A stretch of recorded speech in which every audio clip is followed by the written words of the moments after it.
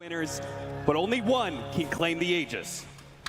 I've seen a lot of TIs, Cap. We are going back 12 editions of this right now. We have seen lower bracket runs, we've seen upper bracket runs, we have seen First Bloods, we have seen Roshans, but one thing is absolutely clear to me right now at TI12, in the heart of Dota in Seattle, these two teams are undoubtedly the best two teams in the world right now, and both of them are absolutely terrifying.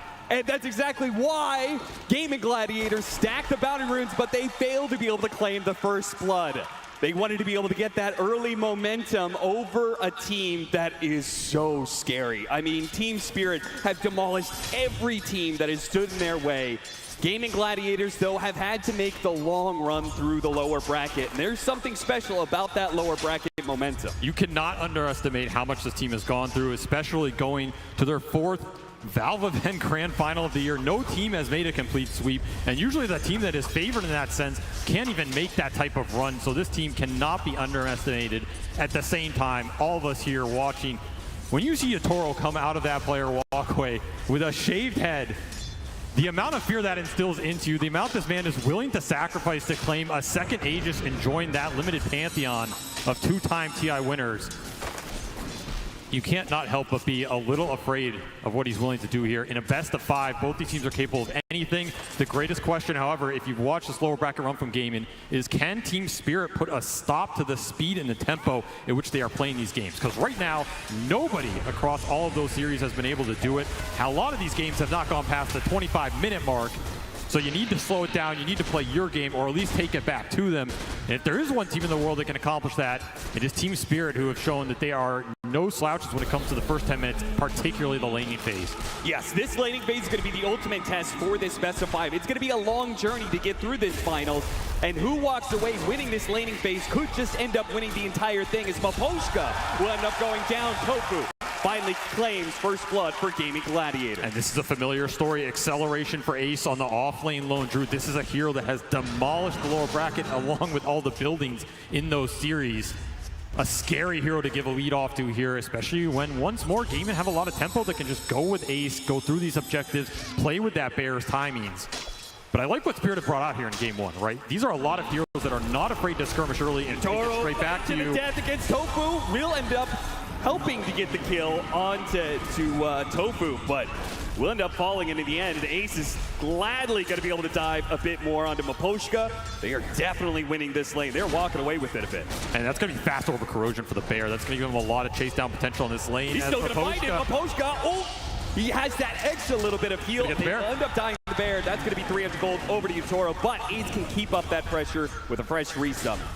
Big turnaround for Yatoro, honestly. This lane was looking a little grim if you get Ace to that fast over corrosion, which has just taken over a lot of these lanes. All of a sudden, you get a Bear kill back. A lot of golden XP for Yatoro. He can start to regain momentum in this lane. This is a very strong lane for Team Spirit. Tree Weaver, there's not much that beats this, so this just shows how strong this off lane is for Gaming as well. It would be such a massive win if they could actually bring down Ace, but Yatoro's going to have to try and go for Tofu instead, who gave up his own life to be able to kill the bug on Ace to protect his core. He does die, but if Yatoro gets caught by an entangle here, it's going to be a heavy punish, but not afraid, turns around, battles back against that Bear, knowing Ace still has some time before he has another resummon available. Still a lot of gold going to Yatoro here as he takes a net worth lead. Good sign for Team Spirit is, I mean, Weaver has to be one of the fastest carries in this meta. I think CK is the other one that I had point to. Of course, Bristleback, he's a pseudo carry getting banned out. This is a hero that Team Spirit first picked for a reason. If they get him to a good position, he can go and defend all these towers. You can take every single fight with this carry hero, try and match Duracio's pace, where I almost feel like it doesn't matter what hero Duracio's playing. This guy is gonna run at you. He's gonna join all the skirmishes with Quinn. You have to be ready for the 5-man collapse at a certain point. Either get some trades, be ready to defend them at the towers. This Beastmaster can trade on the map. That's another objective that Team Spirit can look for as this game progresses. I feel like out of all the players on Gaming Gladiators, it's definitely Duracio. That's a resummon. Yeah, it is. Ace, he'll lose yet another Bear. Yatoro's just climbing up the network chart now. A laning phase that started off a bit bad for them, but now they've got a full 20-second window with no Bear, so they should easily be able to get most of the CS. And also, the bounty. Man, he is sitting at 3K net worth already, way ahead of anybody else in this game. It adds up real fast. These Bears are worth a lot. It's also extra damage going into Ace. You're not healing while the Bear's on cooldown. There's a lot going wrong in this offlane for Gaimin right now for the hero that's supposed to give them that lead, at least comparatively to those other games, right? This is still a very even game, but if you watched any of these series yesterday, particularly the Azure one, I guess if you're not down 5K at the 5-minute mark, you're doing pretty well. Yeah, seriously, you cannot let Gaming Gladiators run away with the laning phase. And that, when we were talking about it backstage, and so many other people that we talked to backstage, everybody was saying, Team Spirit is not going to get run over the laning phase. You won't let that happen. You can make these kind of rotations, pick up on the snowball. They have 3 heroes to all bang onto the Jarcopter, but it's not quite good enough. Tofu protecting them nicely. They'll get some damage in return, but Team Spirit are going to remain relatively healthy. Nice missile dodge on the snowball. Mira, he's going to be able to make some really nice plays this game. This Tusk is a hero that can not only give him the physical burst to go through the bear at the later stages, but the snowball dodge on heroes like Gyro and Pango that have to throw out their spells at the start of the fight. It can get you your core BKBs off. It can stall out the fight, get you a roar off of, Collapse coming back out of it. Something that could be really instrumental as this game progresses here. And once more, Spirit making the first moves here. Mipochka has been really active in this laning phase, trying to skew it as much as possible to Team Spirit's advantage. Give them that breathing room. And of course, this is a Treant Protector lineup. We're talking about these objectives, something gaming's focused on. If you can keep your towers up, living armor. If double slows are going to help here, and Quinn's going to come back into this play, sees an opportunity, but so is Laurel. The 2 supports are already dead, though, and there's no way for this puck to change the matchup now. +2 int on the board for Celery. Glaive's already getting some extra work done. We'll leave solo lanes on these sides, so Yatoro going to try and make the most of it. He gets rooted. Oof. Oh, he wanted another bear kill on this lane, man. He has been taking it to ace. Level advantage already going Yatoro's way. It'll look like it'll just be the Dragonlance. So defensive-oriented build here from Yatoro. Get the high HP up. Don't get bursted in this game. Man, he is just chunking ace down. This is a roam opportunity up here, right? Like, this is a great hero for Team Spirit to roam on if you can keep chipping Ace's HP pool, because every time you kill this bear, he has to resummon. He's susceptible again, and you don't really take the ult too early. Laurel, he's going to try and bait it out here by using the Illusion Rune. The first power rune was an Illusion Rune. Not necessarily one that you feel the best about, but he's going to try and bait it out by showing his Illusion mid and seeing if they can catch something in this top lane. Tofu, he's going to be marked there. Couldn't get there in time to snag away the Wisdom Rune, but they can get this 1 kill. Ace is around. Laurel, he'll back away. So will Ace. He's ready for the push that's coming in. In fact, he knows he's kind of surrounded by heroes, so he wants to play defensively. But Laurel already back to the mid lane, doesn't want to miss out on too much of his CS. Nice heads up smoke by Spirit. They are a team that will happily smoke to any of these Wisdom Runes. And if you studied them, you know it's coming. The 7, the 14, the 21 especially is one of their big power moves. They really want this XP advantage. And again, rotating to Ace's lane, I think, is a recipe for success. The other move you're going to make is to collapse when that helm is up to try and push this tower or kick Durachi out of the lane.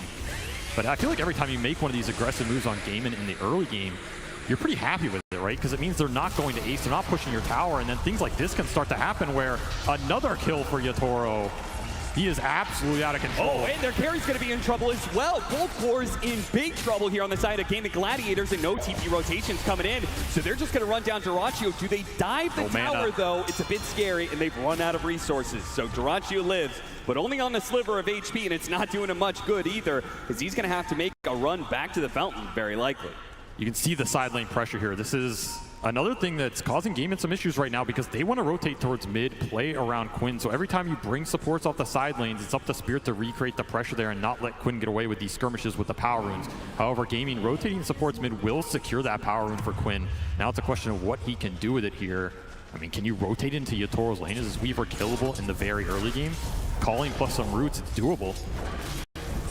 And in fact, they're just going to bring everybody up here. Try and go on Ace again. This is when the Lone Druid is susceptible. Perfect opportunity with the bear now being put on cooldown. They have done serious damage to Ace, killing him so many times, and even maybe catching Tofu here. Celery's going to try and slow him down, but that's 2 supports without a real stun. They're just going to back away, though. Bottom lane, that was the rotation coming out from Quinn. Mira left a bit alone here as the Beastmaster went for the Lotus instead. Good separation there with Shard, and Quinn doesn't feel like diving too deep. And this is the helm coming out, finished for Collapse. So now you have a second pressure point on the map if you're Team Spirit. You've gone through this early game in a pretty decent spot. Yatoro well ahead of the pack. So if he wants to rotate, play with Collapse, start pushing some of these towers, you can start to take Gaming's game plan against them here, as they are still struggling to keep Ace in that offlane. This bear has just been exploited in the early game. So much extra golden XP. Try and make the rotation. Gets back to the safety of the trees. Gaming Gladiators are here in force, but Fortunately, the Pango versus the Beastmasters doesn't necessarily leave you the most options. Can't really put to use that Rolling Thunder super well. He's going to try for it anyway, perhaps. Going to force out the Primal Roar. Collapse now going to try and back away with that extra bit of movement speed. Does get hit by the Gyrocopter ultimate. That's going to slow him down enough. Good snowball pickup from Mira. That buys him a couple of seconds, but Quinn is going to follow that ball. He is perfectly going to turn. Be able to hit them both. The Swashbuckle isn't enough, though. And Dyrachyo and Quinn are now in trouble. Top of the coil. Laurel going to lock him down, and there's not much these supports can do to stop it. In fact, they're just going to feed right alongside the other two of Gaming Gladiators as Team Spirit in a 5-man move sweep over Gaming Gladiators, run them down underneath their towers, and even through the portal, Tofu will be denied that exit. Instead, he'll head back to the fountain after a triple kill for Yatoro. And Yatoro straight back to the top lane, doesn't miss a beat. The downside of all that off lane going wrong for Gaming is Ace didn't even have a bear during all that, so you cannot bring the numbers to that fight. Just an overextension on Collapse that Yatoro was happy to join and get the big swarm turnaround kill. Of course, Laurel with a beautiful coil, just lock him in place. Let the Weaver do the damage here. This is very deep. Yeah, this is almost, it feels like a forced play. Yeah, forced play, if anything, right? And you know the snowball save is going to come out here. This is what I'm saying. You disjoint the missile, you disjoint some of the gyro damage. That turnaround is deadly. Treant's going to give you sustain to just push through a lot of this poke damage. You're also missing the support ults. Like, Warta and Silencer are not too strong when they don't. Oh, got the first silence on him. If they can keep him in place, the dead shot moves him back in. They have to use the global, but it will get the job done. A huge kill streak going the way of Ace. His net worth just shot right back up as he got 587 gold for just himself off that kill. I mean, we're 11 minutes in the game, and Yatoro already had a 6x streak. So Ace absolutely happy to pick that up. That's the power of the global versus the Weaver before he has any sort of dispel item, which looks like it's going to become very late in this game as Yatoro's opted for a Deso buildup. Another reason that kill was pretty valuable, right? You slow down the Deso, limit the charges you can get in these early exchanges. The slower it is, the worse it's going to be because his pace is very strong right now. And of course, Dyrachyo, we have not seen Gyro too much this tournament, but the big upside for this hero is the stacking, right? It's not something we've seen Gaming go back to a lot as the game's been very fast, but this triangle is getting stacked and is waiting for Gyro to come and collect. The other Ancients are also doubled up right now. So this is a lot of golden XP sitting in the bank for Gaming if they can move Dyrachyo over there, start to clear through with the max flat cannon.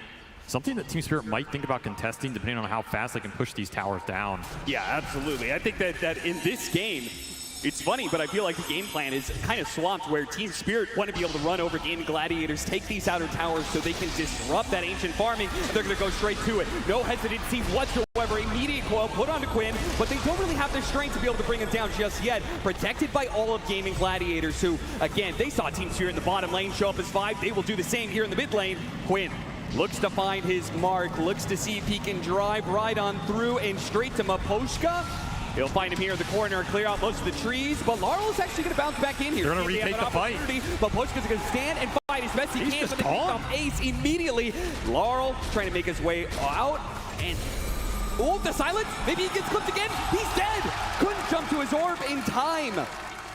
Yeah, they get Ace, but it does cost them quite a bit as Laurel was a big piece of the momentum for Team Spirit here. Tofu coming up big. Calling is just going to be their biggest way to deal with puck in these team fights. If you can land it, it's probably a dead puck. You dead shot him back into it. It's an extended duration here. Once more, that fight got dragged out. Really nice disengage from Spirit. Draw them back up the ramp. Waste this Rolling Thunder. Chasing Maposhka on the cliff. Yatoro gets another pretty good angle. You can see the aggressiveness they're trying to play with this Beastmaster right now. They're taking the push to Gaming, not playing defensive at all. And once more, the aggression continues. No Rolling Thunder for Quinn right here. Global sounds to try and protect him. Another Swashbuckle up in a second. He's actually going to turn and fight as best as possible, but the puck is going to be the end of Quinn. I thought he was going to Swashbuckle down and away from the trees. Maybe that was an error. This is looking all Spirit in this first 50 minutes here. They're getting a lot for their Beast. The start for Yatoro, and now it's just going to have to come back down to the flat cannon, clearing through the Ancients to put Dyrachyo in a spot where he can start to take these fights. This is a position we've not seen Gaming in a while, right? In this tournament especially. They are usually the ones with a very strong lead going into this 15-20 minute mid-game period. All of a sudden they're on the back foot. Double damage definitely going to help accelerate Dyrachyo here. But we talked about the resiliency of this team, right? There's a reason they're here in this Grand Finals. There's a reason they've been in a lot of them, too. This is not a team that can only play from ahead. They're going to have to show some resiliency here and playing a little bit from behind, particularly with, I mean, maybe Ace's times, but honestly, he's found a lot given his start. I'm surprised at how rich he is. Yeah, he's got 3 deaths. I think his bear has died like 5 different times in this game, but still second in the network chart. Still though, Spirit clearly holding the tempo control of this game. They're up by 3K. They've got to be feeling pretty good about it. Even if they couldn't stop the gyrocopter from clearing out stacks, they don't have to do it the first time around. Just taking these outer towers and trying to scrunch in the map a little bit. Yeah, take advantage of the fact that Dorachio's not ready. And it is dead even. And that would have been my prediction before this series as well. Goes to show. I mean, respecting the ace timing as well, too. Yes. Like this Radiance on the Bear, we have seen them do an incredible amount of work with it, and it's coming soon.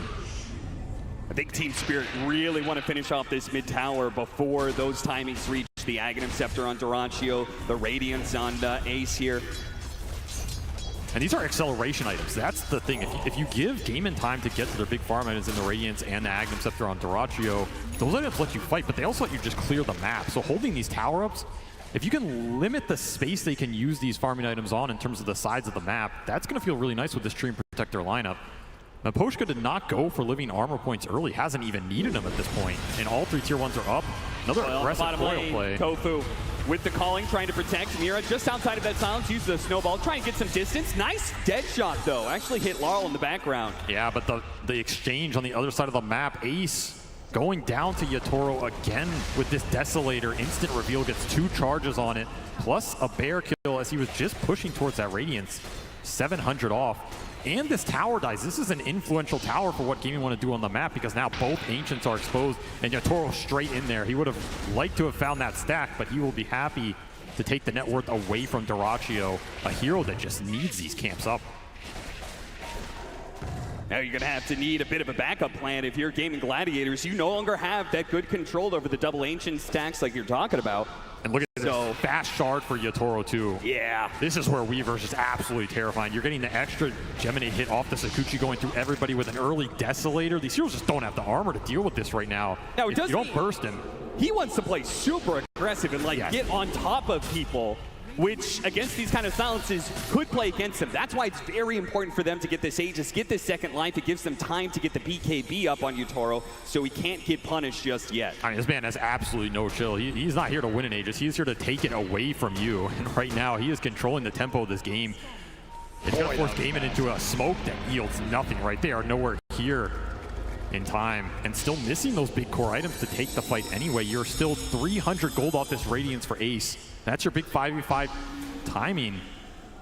Just an awkward point. Yatoro playing this game way too fast right now. And the Beastmaster from Collapse speeding everything up. Helm of the Overlord is already done, by the way, so this map pressure is going to escalate.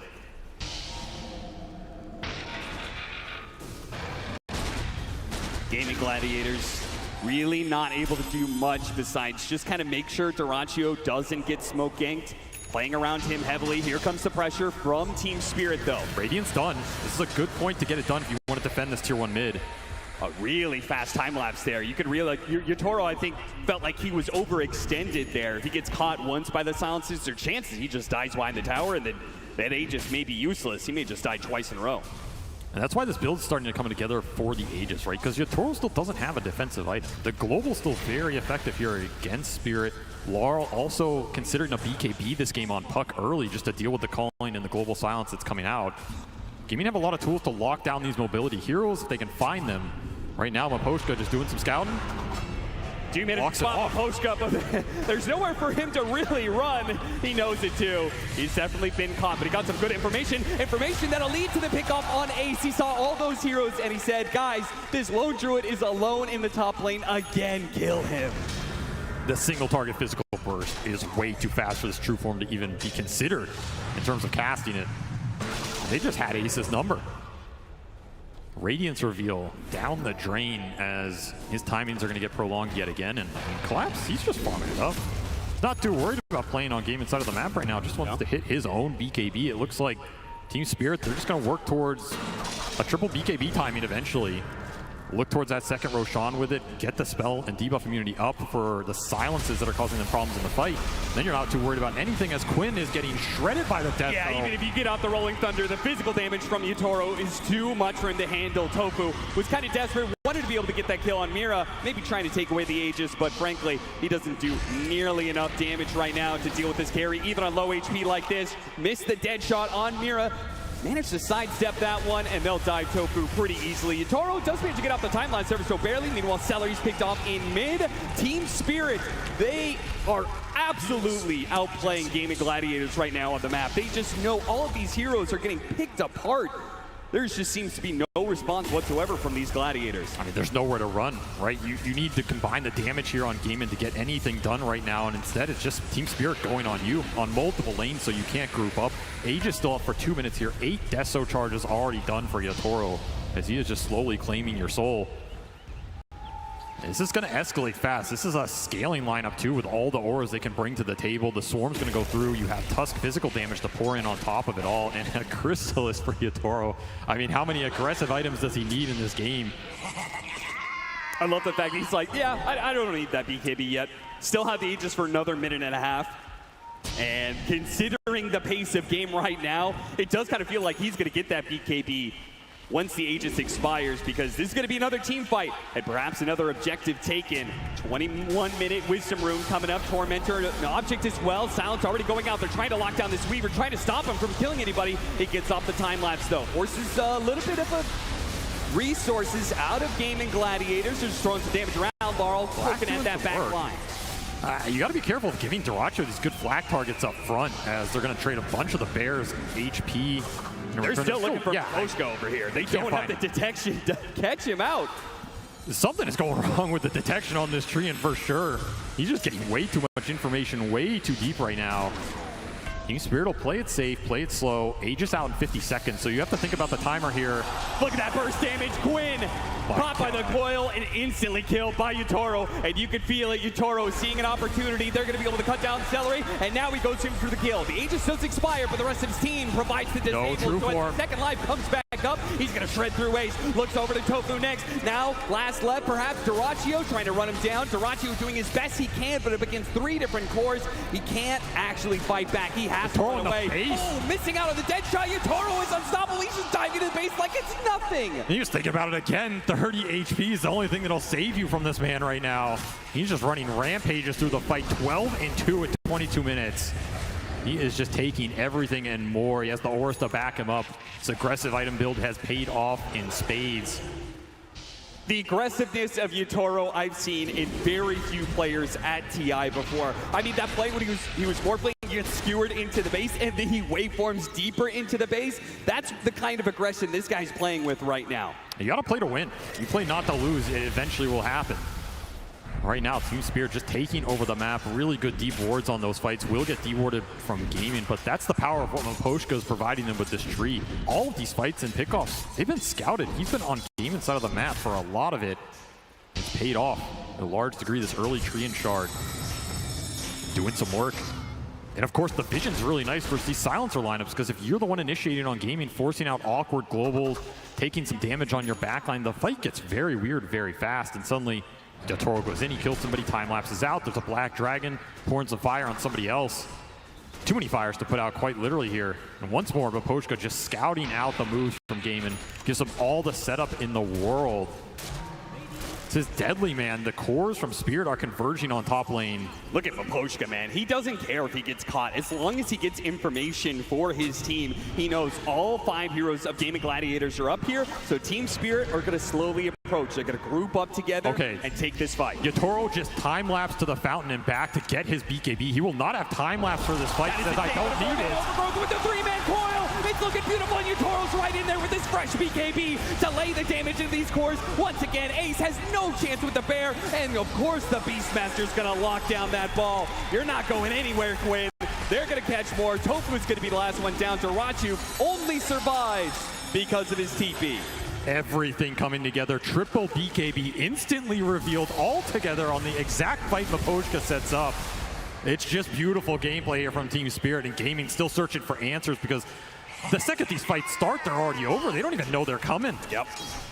Yotaro, he does not need an ultimate at all to take these engagements when they are completely one-sided. It'll be more objective pushing. This is just a beautiful 4-man overgrowth setup. You could not ask for anything more. Swarm hits everybody, and then you get to save Roar for the Rolling Thunder after Ace goes down to just right-clicks. I mean, making it look easy out here. The item timings, the positioning, all of it is just so perfect for Team Spirit. That's the power of vision. This is a team that won a TI previously off of vision advantage, and they're showing why. The Beastmaster might have got nerfed in this regard, but Miposhka doing his best Hawk impersonation. If you want to be worried about the Chen of Gaming Gladiators, I think it's the Treant Protector of Team Spirit that may become a problem in this series. Maybe there's just not enough sentries in the world for you to buy to catch this guy. I mean, he's dewarding them too. That's the problem. They are lacking sentries. They are lacking the detection. No one wants to buy a gem right now. I mean, you don't want to have to buy a gem for a Treant Protector, but we're getting to that point. And every time one of these fights goes wrong, you fall a little bit more behind with the... I mean, core heroes that don't want to function in these team fights from behind, right? Particularly the Gyrocopter. This is a hero you want to accelerate with the triangle, accelerate with the Ancient Camps, put him in a prime position like a Luna or something where he goes in that fight, he's the absolute raid boss. Dyrachyo has escaped these fights, but across his teammates' tombstones as he cannot output the firepower to match what Team Spirit are bringing with the ball right now. And everything is looking towards this next Roshan, which Team Spirit would be very, very happy to collect and put an Aegis on Yotaro with his aggressive DPS build. Not to mention, I mean, Laurel is picking up the speed, right? He's just going for the Maelstrom right-click puck. It's also a fearsome late-game beast, especially when you have that Beastmaster Aura pumping in attack speed to everybody on this lineup. You have tag teams to buff the physical. You're going to have multiple scaling right-click cores here for Team Spirit. You're going to need armor on gaming at some point. You're going to need survivability. Satanics, AC, anything that buys you time in this fight. Gaming Gladiators only getting caught there. The overgrowth not quite landing onto Quinn. He'll survive as a result of that. Yotaro still going to have a poke at them, though. Quickly time lapses away before the silences catch him out. He's just so aggressive, man. He's going to start backing away with the rest of his team. As you said, 19,000 net worth lead. They're very comfortable. It's really just not slipping up at this point in time. And that starts with being able to get the second Roshan of the game, and then comes the high ground push, which Gaming Gladiators, I don't know, what do you feel better about, a Roshan contest or a high ground play? Maybe game 2. High ground play for sure, right? You let him go into you, abuse the fact that the calling's a really strong defensive spell. You catch the Treant first, that's a nice pickoff. That is actually really nice with the gem on the ground. Yeah, okay, so you needed a gem in this game, Miposhka will give it to you. That's a big pickup, limit the vision, limit Miposhka's aggressive positioning. That was very deep, right? Especially for Team Spirit looking towards this next Roshan. They have the Beastmaster creep in the pit scouting it out. A rich man's Hawk, for lack of anything better. Just waiting on their vision. Yeah, the sad part for Gaming Gladiators is they can't actually do anything off of that play besides getting a little bit more farm than normal. They'll be able to push out some of the side lanes. I assume they know that Team Spirit's going to be doing Roshan sometime soon. Of course, they're doing it right now, and it happens so quickly. It gives you such a small window if you're Gaming Gladiators to actually be able to contest. So you're right. They're going to play for the high ground. They're going to try and see if they can make Team Spirit slip on that staircase. Just a question of what are they going to get up for that high ground defense, right? It's the Daedalus on Dyrachyo. That's going to be the big DPS item here. Ace is just, I mean, he's just going Wraith Bands. He didn't even get to anything else in this time period. It's just going to be armor up, try and survive the initial burst. Now, these Wraith Bands are pretty nice versus Team Spirit's minus on the Wraith. So they are very good value. I don't blame him for doing this, but in that other Lone Drew game we saw, I mean, he had a full harpoon before he went back for these Wraith Bands, so it tells you how far behind he is off that, first 15 minutes. Team Spirit shutting him down right now. And the question is, how do you want to go high ground? Because there is a calling to fight into, there is a Rolling Thunder that can abuse you on the choke points. There's the Radiance Burn with Mischance and a resummon, assuming it's hard to jump Ace initially.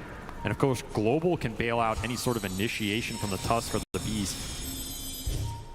See how strong Yotaro really feels he is if he thinks he can just walk up and start hitting this tier 3. Wouldn't surprise me. Maybe that's why he's gone Scotty here. Level 20 done for the Weaver with Scotty completed a double damage rune and a quiver. Oh yeah. I mean, if you get hit once by this Weaver, I think you're gone on the supports. And that's a huge problem for Dyrachyo as well, because he doesn't have that Satanic buildup yet. So he doesn't have the sustain to be able to stand toe-to-toe against the Weaver for too long, Ace. I don't know if you know what's coming for you right now, but you're not going to like it. It's going to be a shot to the back of the head. He's gone. Blown away by Yatoro, and they catch Quinn in the mid lane. They don't need Yatoro to make this kind of play. Laurel activates his BKB to catch the opposing mid laner, and with 2 dead, a double damage activated. Team Spirit are just all but just waiting for the creep wave to catch up with them.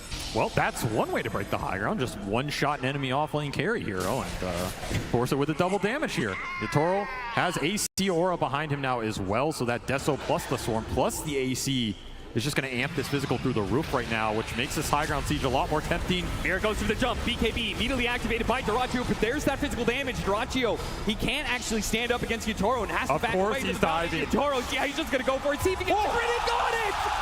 Oh, no way! The final bit of damage required. Yatoro can claim it. Yatoro, boss. This man knows no fear, no limits right now. He's just taking your base at 30 minutes. A position Gaiman is used to putting their opponents in. The noose has been pulled taut here as Team Spirit have just given them nothing of the map, it feels like, for 15, 20 minutes. Ace can't even escape the tier 3s right now. You're just going to have to take a high ground defense without your carry. Or watch another lane disappear. Yeah, I don't see how they stop this without Dyrachyo. I mean, I think Mira can also jump if he really wants to just force the issue. Yeah. This Tuskar is hella tanky right now. Gossamer Cape, Drum, happy to start the engagement, particularly if you can find a good core target. He got feared on the jump. That was incredibly impressive, actually, but it will not yield them the fight. And it'll be a second lane. 2 lanes barracks up for Team Spirit. And they still have a minute and a half left on that second life for the Weaver. That final push, I mean, if you're Team Spirit, you're here playing a full best of 5 against Gaming Gladiators, why not make the first game quick? Just for your own sake. Yeah, give them a taste of their own medicine. Uh-huh. And show that the Zoo is indeed not dead. That's the scary part of this game for me. You have Collapse on a hero that, I mean, they have been incredibly proficient with it, right? This was a first phase ban at Riyadh for a reason. Yep. It is a Collapse signature hero, but it's not one of those big jump stunners that everybody's afraid of. They're afraid of the Collapse Magnus, the Collapse stunners. This is a hero that just took over the map. He farmed, he played his game with Yatoro, and it was the raw aggression and objective taking that put Gaming on the back foot. It's a scary thought if Team Spirit are taking He's doing it again, isn't he? Yeah. Own strat against you, and yeah, time lapse to the base for some Daedalus action. It's your own X marks the spot. That is so much burst damage. Yeah, when he's got the enchanted quiver on top of that. This is an insane, like, single hit, right? It doesn't take much. Sakuchi's in, hits you instantly, can start to run away. You're just getting chunked. This is the strength of Weaver right now. 15-2 for Yatoro. Mira looking for his opening. Gaming Gladiators, it seems pretty clear. They can't take an honest fight against Team Spirit anymore. They're going to have to play around the fountain here. As a jump forward, the Dream Coil is slowly taking them out. Tofu does manage to live for now. Gets back to the fountain. But Team Spirit, they still have more opportunities to come. The Aegis is going to expire, so Gaming Gladiators managed to weather that storm. And it's possible that Team Spirit may decide that it's best just to wait for a third Roshan before they end it. I think Yatoro's happy to give the Aegis up. It'll free up another slot for him at the rate he's going. Yeah, seriously. He just wants more damage, more survivability. Everything is great for him right now. The scary part is you can still work towards a Tuskags in this game. I mean, Mira's quite farmed. Oh, yeah. You're talking about a high ground break mechanism. If they really get in a stalemate and need it, he's going to kick someone out, and Yatoro just runs straight into them. Pops BKB, turns around. Oh, man, that damage is just building up so quickly. Quinn's got it in an instant, so is the Bear. Dyrachyo battling up against Laurel, but the big bad boss of the fight is definitely Yatoro, and once he turns his eye on a hero, absolutely over. Game over for this one. The Team Spirit making absolutely no qualms about shutting Gaming Gladiators out in their own style. 33 minutes and it's done. Such a one-sided game one. I mean, nice lower bracket run, right? Welcome to